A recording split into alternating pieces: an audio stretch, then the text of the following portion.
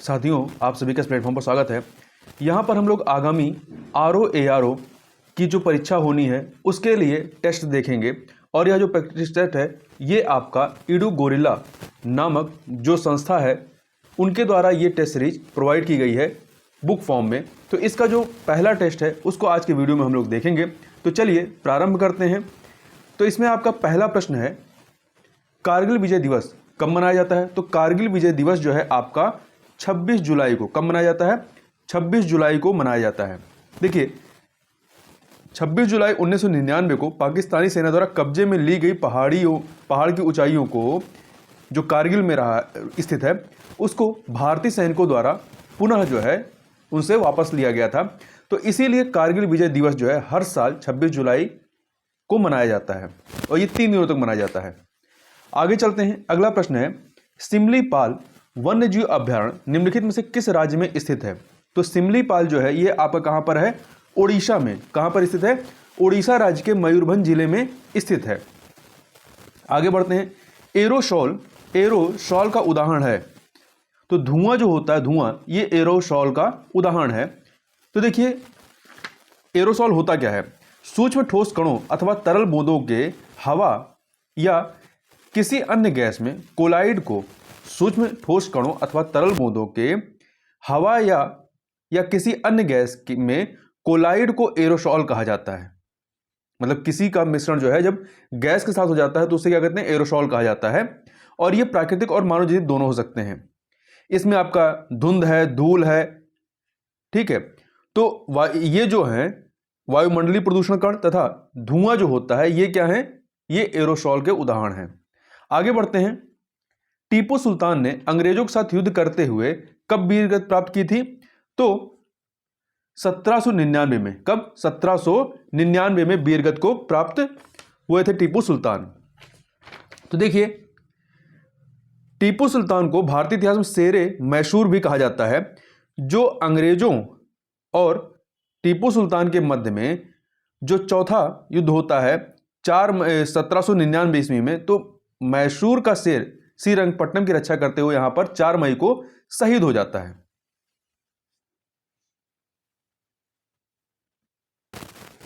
बुद्ध में वैराग्य भावना किन 4 दृश्यों के कारण बलवती हुई थी?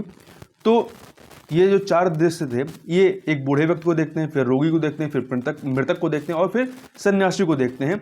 इसकी वजह से इनमें वैराग्य भावना जो है वो प्रफुल्लित होती है या प्रस्फुटित होती है। आगे देखते हैं। विधवा विवाह मंडल इस समिति की स्थापना की गई थी। किसके द्वारा की गई थी? तो इसकी स्थापना MG रनाडे के द्वारा। किसके द्वारा? MG रनाडे के द्वारा इसकी स्थापना की गई थी। तो देखिए MG रनाडे भारत के प्रसिद्ध राष्ट्रवादी समाज सुधारक विद्वान और न्यायविद थे। इन्होंने इनके जीवन पर जो है प्रार्थना समाज, आर्य समाज और ब्रह्म समाज का एक काफी बड़ा प्रभाव था। इसी के चलते ये आगे चल करके जो है इन्होंने विधवा विवाह मंडल की स्थापना की।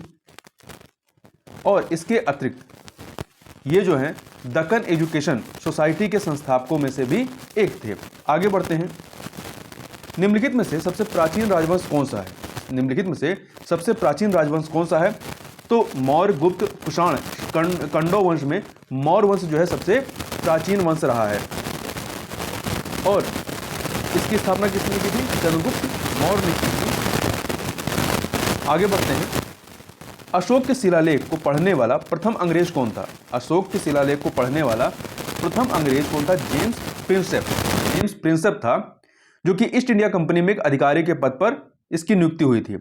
तो 1837 में 1837 में सर्वप्रथम ब्राह्मी और खरोशी लिपियों को पढ़ने में इन्होंने सफलता प्राप्त की थी।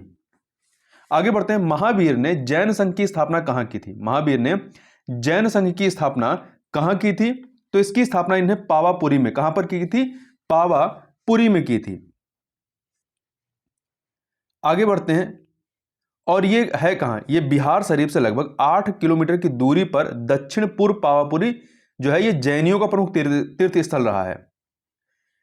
जैन ग्रंथ जो कल्पसूत्र है इसके अनुसार महावीर स्वामी ने पावापुरी में 1 वर्ष बिताया था और यहीं उन्होंने अपना प्रथम धर्म प्रवचन किया था। इसी कारण से इस नगरी को जैन धर्म के संप्रदाय का सारनाथ माना जाता है। ठीक है। और जैसे कि सारनाथ में महात्मा बुद्ध ने अपना प्रथम जो है उपदेश दिया था, उसी प्रकार से इन्होंने जो है कहां पर दिया था, पावापुरी में दिया था। और महावीर ने जैन संघ की स्थापना कहां पर की थी, पावापुरी में की थी। आगे देखते हैं, वैदिक कालीन लोगों ने सर्वप्रथम किस धातु का प्रयोग किया। वैदिक कालीन लोगों ने सर्वप्रथम किस धातु का प्रयोग किया, तांबा धातु का इन्होंने प्रयोग किया था। आगे बढ़ते हैं, हल संबंधी अनुष्ठान का पहला व्याख्यात्मक वर्णन कहां से मिलता है। तो इसका पहला व्याख्यात्मक वर्णन जो है शतपथ ब्राह्मण में, किसमें मिलता है, शतपथ ब्राह्मण में मिलता है।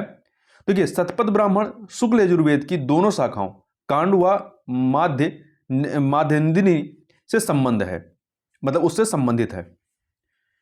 आगे बढ़ते हैं, किस वेद की रचना गद्य एवं पद्य दोनों में की गई है। किस वेद की रचना गद्य एवं पद्य दोनों में की गई है, तो यजुर्वेद की जो रचना है, यजुर्वेद की रचना गद्य और पद्य दोनों में की गई है। आगे बढ़ते हैं, किस विदेशी दूत ने अपने को भागवत घोषित किया था। किसने घोषित किया था, तो हेलियोडोरस ने जो है खुद को भागवत घोषित किया था। यह जो है हेलियोडोरस दियोन का पुत्र था और तक्षशिला का क्या था, निवासी था। और ये 5वें शुंग राजा काशीपुत्र भागभद्र के राज्य काल के 14वें वर्ष में तक्षशिला के यवन राजा एंटीआलकीडस का दूत बनकर विदिशा आया था। आगे बढ़ते हैं, अगला है, कुजबाश प्रदेश में लौह इस्पात उद्योग के व्यापक रूप में संकेंद्रित होने के क्या कारण रहे हैं। तो इसके कारणों में देखें, कोयले की उपलब्धता क्या थी, कोयले की उपलब्धता का होना सबसे प्रमुख कारण रहा है। तो एक सेकंड देखिए, कुंजबाश प्रदेश में लौह इस्पात उद्योग के व्यापक रूप से संगठित होने के कारण कोयले की उपलब्धता रही है। भारत के कुल कोयला उत्पादन का सर्वाधिक भाग जो है वो गोंडवाना युगीन चट्टानों में मिलता है, जिसका विस्तार 90,650 वर्ग किलोमीटर क्षेत्र में फैला हुआ है। आगे बढ़ते हैं, प्रथमतः सौर मंडल के बारे में विश्व के समक्ष जानकारी प्रस्तुत करने का श्रेय निम्न में से किस विद्वान को है। तो ये किसको श्रेय दिया गया है, कॉपरनिकस को। भूगोल को एक अलग अध्ययन शास्त्र के रूप में स्थापित करने का श्रेय निम्न से किस विद्वान को गया है। तो ये किसको है, हिकैटियस को। भूमध्य सागरीय जलवायु निम्न से किस फसल की कृषि के लिए सर्वाधिक उपयुक्त होती है। तो ये फलों के, किसके लिए, फलों के लिए सर्वाधिक उपयुक्त होते हैं, जो रसदार फल होते हैं उनके लिए सबसे उपयुक्त होता है। आगे बढ़ते हैं, रिहंद किस नदी की सहायक नदी पर बनाया गया है। रिहंद जो है किसकी सहायक नदी पर है, तो ये सोन की सहायक नदी पर है, सोन नदी की सहायक नदी पर बना है। तो सोन नदी की सहायक नदी कौन सी है, रेणुका। तो रेणुका नदी पर रिहंद बांध बनाया गया है।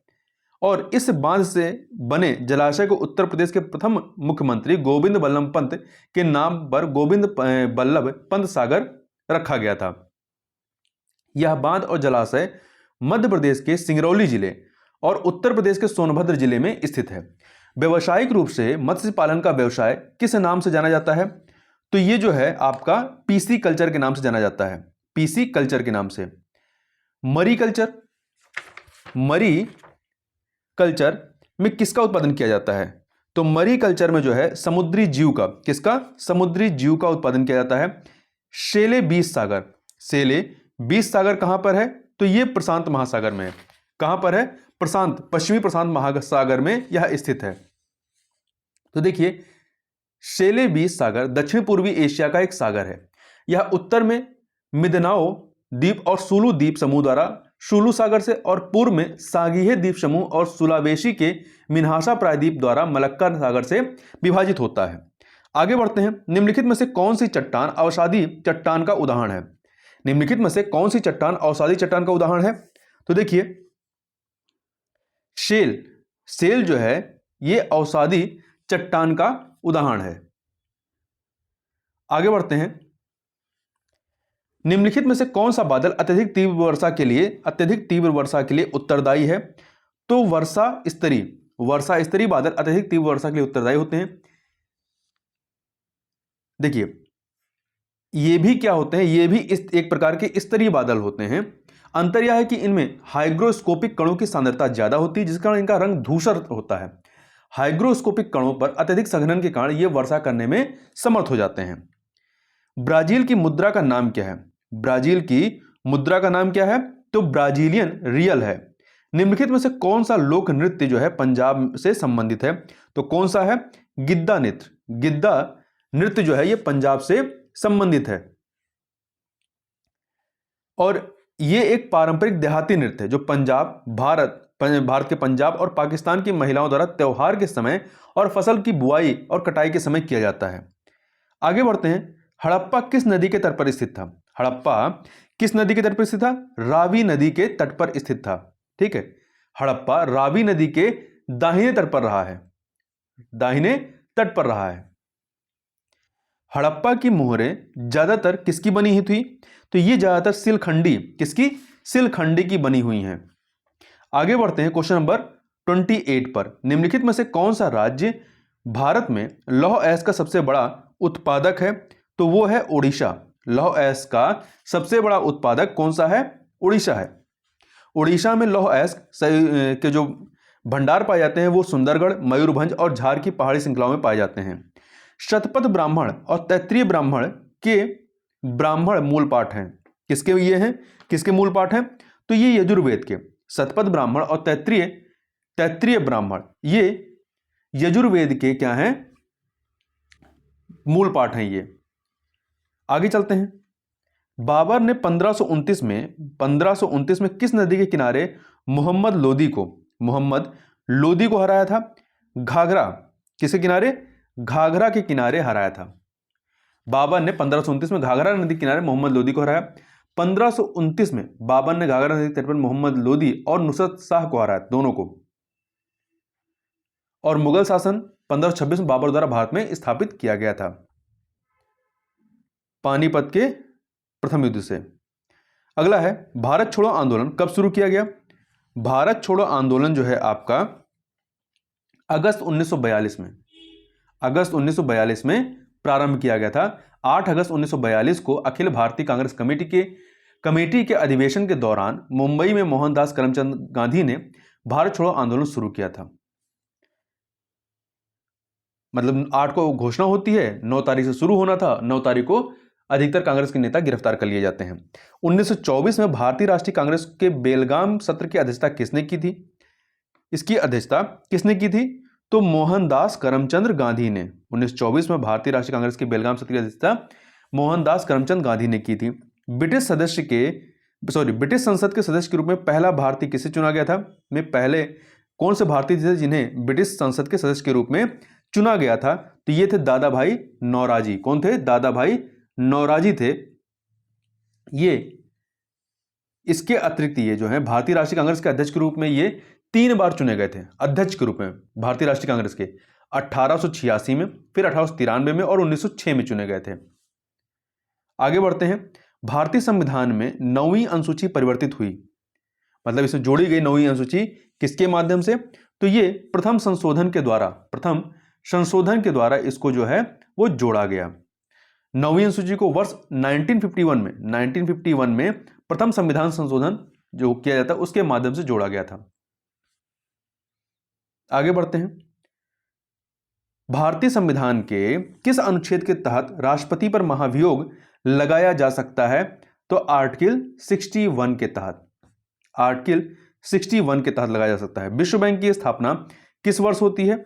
विश्व बैंक की स्थापना 1944 में 1944 में हुई थी। विश्व बैंक की स्थापना 1944 के ब्रेटन वुड्स सम्मेलन में अंतरराष्ट्रीय मुद्रा कोष IMF के साथ मिलकर की गई थी। विश्व बैंक के अध्यक्ष परंपरागत रूप से एक अमेरिकी होते हैं और विश्व बैंक और IMF दोनों का हेडक्वार्टर कहां पे? तो वाशिंगटन DC में है। आगे बढ़ते हैं। भारत के राष्ट्रपति द्वारा राज्यसभा में कितने सदस्यों को नामित किया जा सकता है? कुल 12 सदस्यों को। धर्मनिरपेक्ष और समाजवादी शब्द को संविधान के प्रस्तावना में के द्वारा जोड़ा गया किसके माध्यम से? 42वें संविधान संशोधन के माध्यम से। ठीक है, 3 शब्द जोड़े गए थे, समाजवादी, धर्मनिरपेक्ष और अखंडता को जोड़ा गया था 1976 में।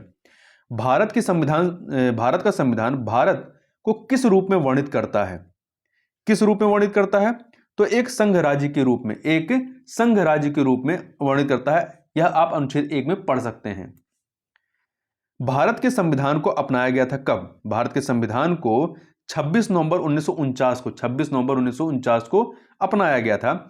निम्नलिखित में से कौन सा भारतीय संविधान की प्रस्तावना का हिस्सा नहीं है। तो धर्मनिरपेक्षता है, समाजवाद भी है, लोकतंत्री भी है, संघवाद इसमें इसका हिस्सा नहीं है, प्रस्तावना में इसके बारे में चर्चा नहीं की गई है। तो डी। आगे बढ़ते हैं क्वेश्चन नंबर 42 पर। भारत के मुख्य न्यायाधीश की नियुक्ति कौन करता है? भारत के मुख्य न्यायाधीश की नियुक्ति भारत के राष्ट्रपति करते हैं। कौन करता है? भारत के राष्ट्रपति के द्वारा इनकी नियुक्ति की जाती है अनुच्छेद 124 के खंड 2 के तहत। आगे बढ़ते हैं। निम्नलिखित में से किस राज्य में द्विसदनीय विधायिका नहीं है? किस राज्य में नहीं है? तो देखिए, बिहार में है, उत्तर प्रदेश में, महाराष्ट्र में, परंतु मध्य प्रदेश में नहीं है। मध्य प्रदेश में नहीं, इस चीज को ध्यान रखिएगा। आगे बढ़ते हैं। संविधान की 7वीं अनुसूची के तहत शिक्षा विषय किस सूची के अंतर्गत आता है? तो ये जो है आपका समवर्ती सूची के तहत आता है। समवर्ती सूची के तहत यह आता है। 1976 के 42वें संविधान संशोधन अधिनियम ने 5 विषयों को राज्य सूची से समवर्ती सूची में स्थानांतरित कर दिया था, उसमें शिक्षा भी शामिल था। नीति का पूर्ण रूप क्या है? नीति का पूर्ण रूप जो नीति आयोग है इसका है national institution for transforming India. आगे बढ़ते हैं। इसकी स्थापना कब की गई थी? 2015 में, जनवरी 2015 में। 46वां नंबर क्वेश्चन देखते हैं। मौद्रिक नीति किसके द्वारा लागू की जाती है? मौद्रिक नीति जो है भारतीय रिजर्व बैंक आरबीआई के द्वारा लागू की जाती है।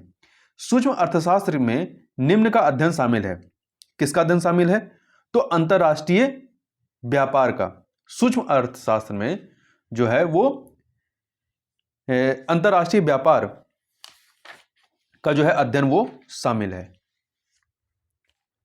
देखिए, सूक्ष्म अर्थशास्त्र की उस शाखा को संदर्भित करता है जो अर्थव्यवस्था के प्रदर्शन, संचालन और विकास दर से संबंधित है। सूक्ष्म अर्थशास्त्र के अध्ययन में शामिल होने वाले कुछ महत्वपूर्ण विषयों में शामिल है राष्ट्रीय आय, मूल्य संकेत, बचत, निवेश, राष्ट्रीय और अंतर्राष्ट्रीय व्यापार इत्यादि। आगे बढ़ते हैं। सकल राष्ट्रीय उत्पाद में शामिल है। सकल राष्ट्रीय उत्पाद में शामिल है, क्या शामिल है? घरेलू व विदेशी उत्पाद दोनों शामिल होते हैं। C option.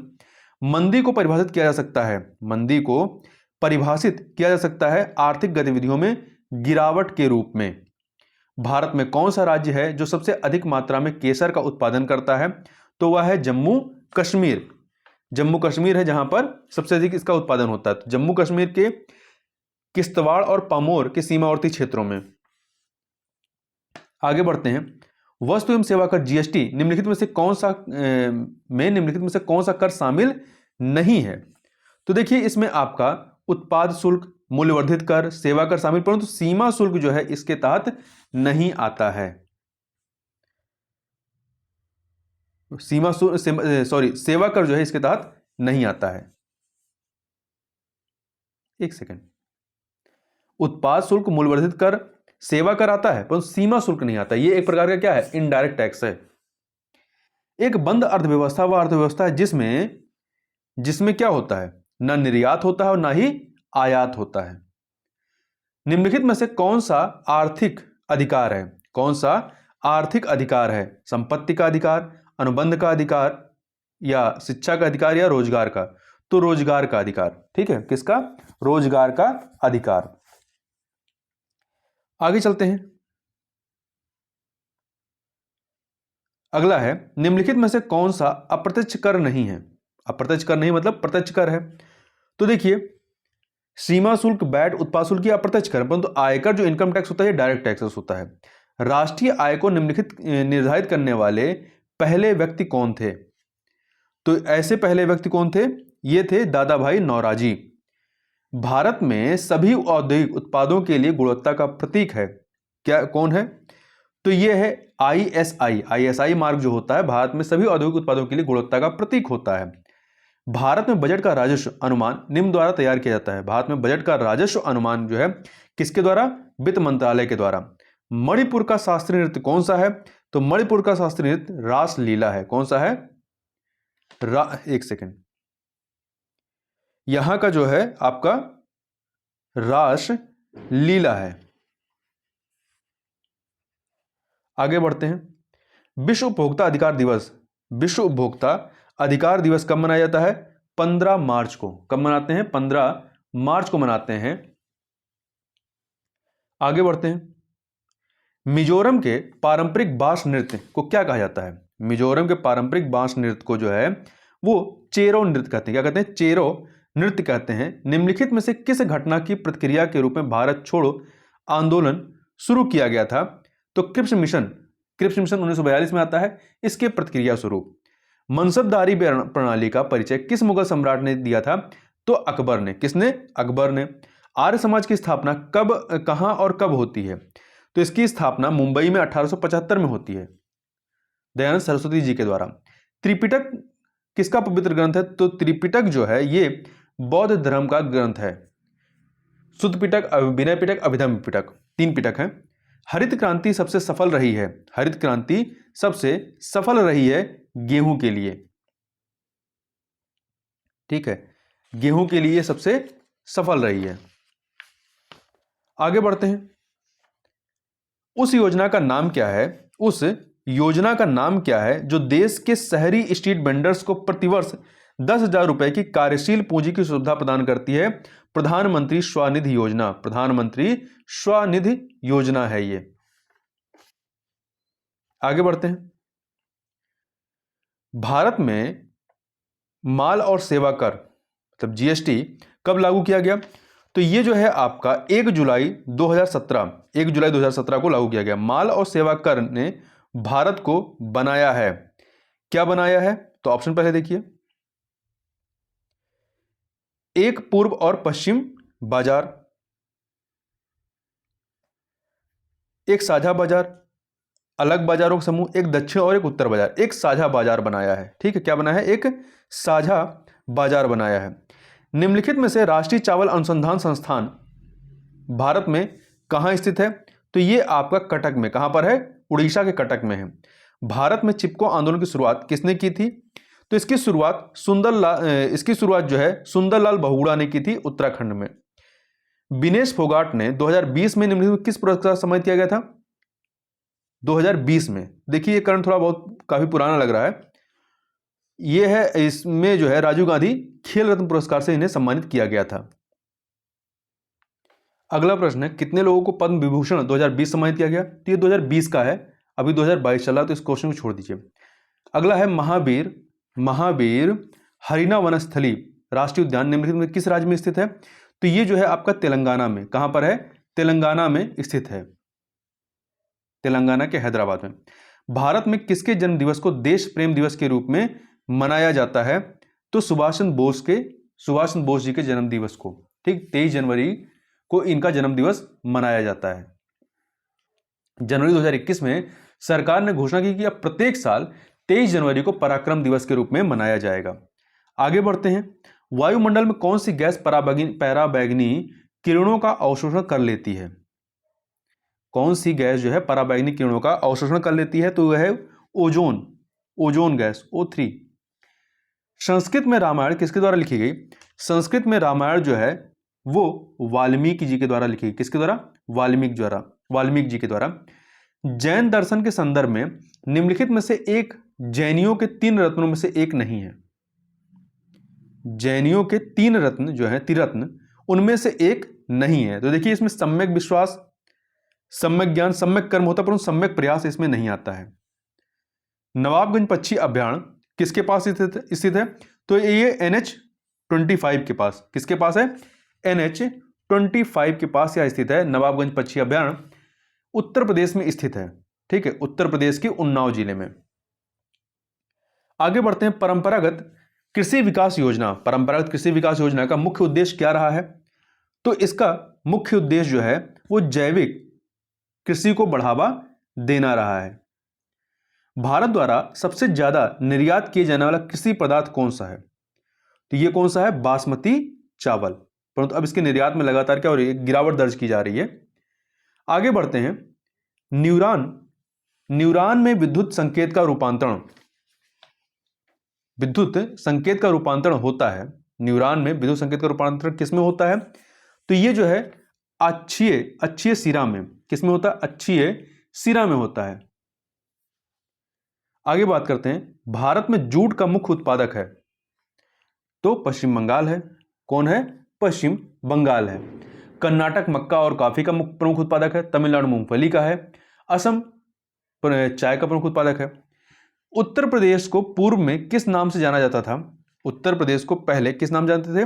यूनाइटेड प्रोविंस के नाम से, यूनाइटेड प्रोविंस के नाम से जाना जाता था। आगे बढ़ते हैं। उत्तर प्रदेश में राजकीय खाद्य प्रसंस्करण प्रौद्योगिकी संस्थान, राजकीय खाद्य प्रसंस्करण प्रौद्योगिकी संस्थान कहां पर स्थित है? तो ये जो है आपका लखनऊ में। कहां पर है? लखनऊ में स्थित है। अगला है, सबसे कम जिलों को स्पर्श करने वाला उत्तर प्रदेश का जिला कौन सा है? सबसे कम जिलों को स्पर्श करने वाला उत्तर प्रदेश का जिला कौन सा है? तो यह है आपका ललितपुर। ललितपुर जो है सबसे कम जिलों को स्पर्श करता है। देखिए, ललितपुर के उत्तर में झांसी है, दक्षिण में सागर जो कि एमपी में पड़ता है, पूर्व में मध्य प्रदेश के टीकमगढ़, छतरपुर तथा शिवपुरी तथा पश्चिमी गुना जो है वहां से सटा हुआ है। आगे बढ़ते हैं। उत्तर प्रदेश को अपना वर्तमान नाम उत्तर प्रदेश कब मिला? तो ये जो इसका वर्तमान नाम है ये 26 जनवरी 1950 को मिलता है। 26 जनवरी 1950 को। इसके पहले ये यूनाइटेड प्रोविंस के नाम से जाना जाता था। अशोक द्वारा निर्मित भारत का राज चिन्ह सिंह स्तंभ उत्तर प्रदेश में कहां पर है? तो ये आपका सारनाथ में है। कहां पर है? सारनाथ में है। बौद्ध धर्म की वज्रायन शाखा का उत्तर प्रदेश में का उदय उत्तर प्रदेश में कहां पर होता है? तो इसका सारनाथ में होता है। उत्तर प्रदेश में भारतेंदु नाट्य अकादमी कहां है? तो ये अकादमी आपकी लखनऊ में है। कहां पर है? लखनऊ में है। ठीक है, आगे बढ़ते हैं।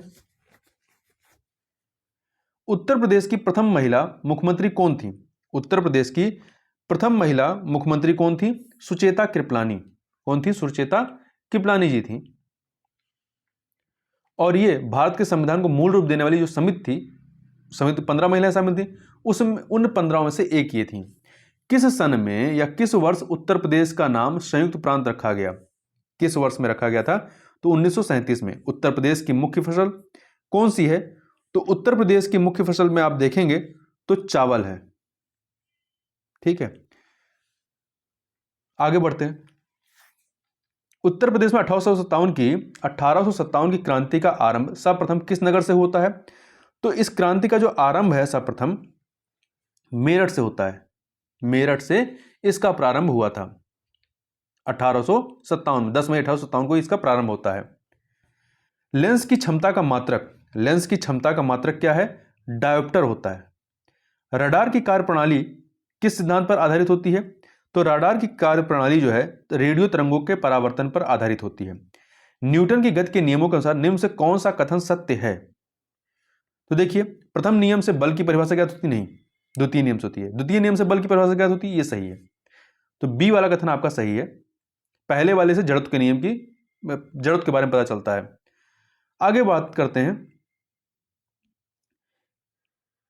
किसी पिंड के उस गुणधर्म को क्या कहते हैं जिससे वह सीधी रेखा में विराम या एक समान गति की स्थिति में किसी भी परिवर्तन का विरोध करती है? इसे जड़त्व कहते हैं, जो गति का प्रथम नियम है। लेजर निम्न सिद्धांत पर कार्य करता है। किस सिद्धांत पर कार्य करता है? तो ये विकिरण के उद्दीप्त उत्सर्जन के सिद्धांत पर कार्य करता है। समुद्र की गहराई नापने के लिए कौन सा उपकरण प्रयोग किया जाता है? समुद्र की गहराई नापने के लिए फैदोमीटर प्रयोग करते हैं। ठीक है, फैदोमीटर का प्रयोग किया जाता है। आगे बढ़ते हैं।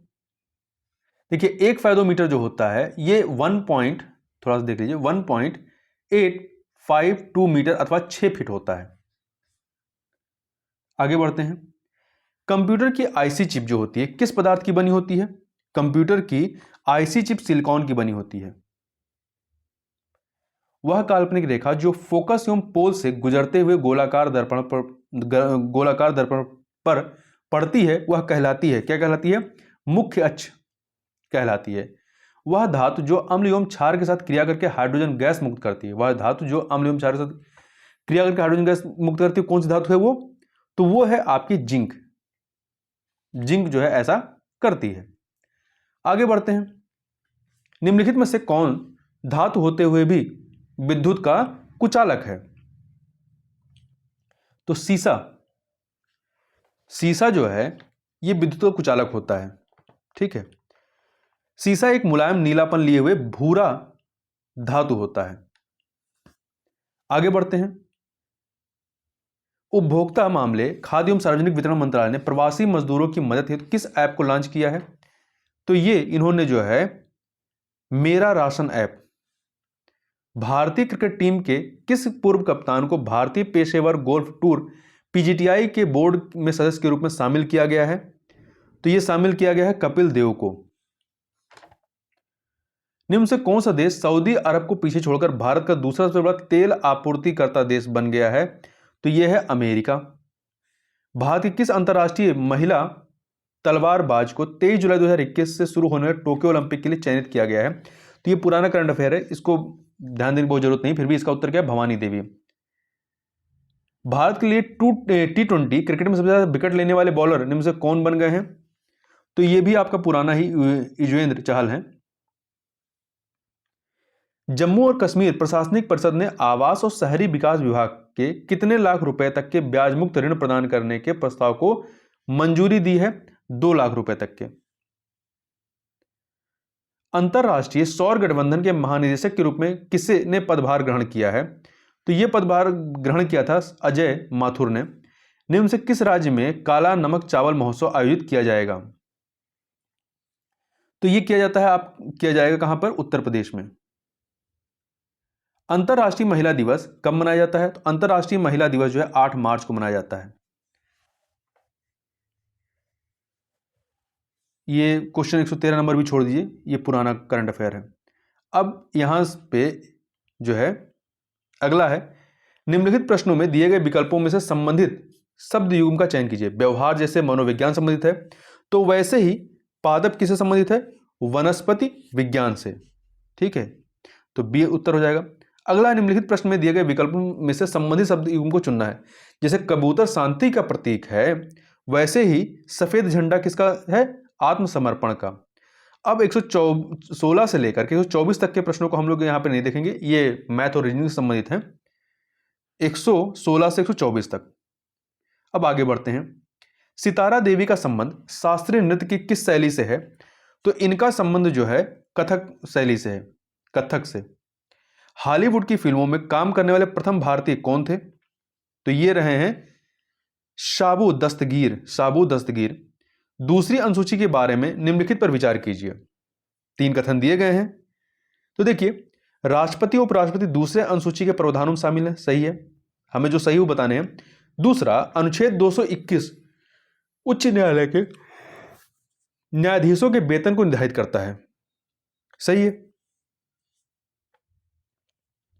तीसरा, दूसरी अनुसूची के तहत वेतन भार को समेकित कोष से लिया जाता है, यह वाला कथन आपका सही नहीं है। यहां पे केवल पहला और दूसरा कथन ही सही है। तो पहला और दूसरा सही है। देखिए, तो यहां पर उत्तर आपका क्या हो जाएगा? Option A 1 and 2। कर्नाटक अवनद वाद्य के एक गुरु कौन है? कर्नाटक अवनद वाद्य के एक गुरु कौन है? तो ये हैं TR महालिंगम। 20वीं शताब्दी का गायक कौन है? 20वीं शताब्दी का गायक कौन है? त्यागराज। आंध्र प्रदेश की गोंड जनजाति का प्रसिद्ध नृत्य कौन सा है? तो गुशादी। निम्न में से भारत में निम्न से किस कीट या रोगनाशी को रोका गया है? DDT को। देखिए, मनुष्यों के लिए नुकसानदायक होने के कारण तथा कीटों द्वारा सहनशील होने के कारण सरकार द्वारा DDT की बिक्री पर प्रतिबंध लगा दिया गया है। जौ की आवृत कंडुआ जो जौ फसल होती है उसकी आवृत कंडुआ बीमारी किस प्रकार की है? तो ये किस प्रकार की है? वाह बीज जनित है। तो ए ऑप्शन आपका सही हो जाएगा।